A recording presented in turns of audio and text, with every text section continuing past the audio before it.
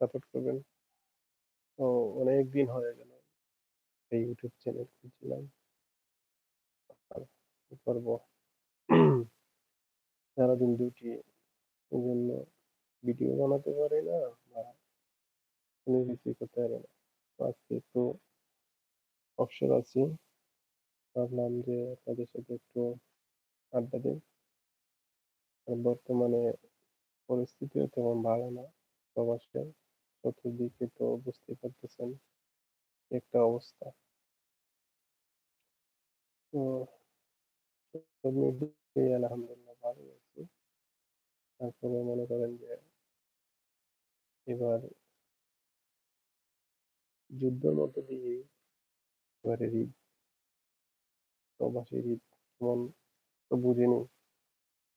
তো প্রবাস থেকে কে দেখছেন, কে কোন দেশ থেকে দেখতেছেন অবশ্যই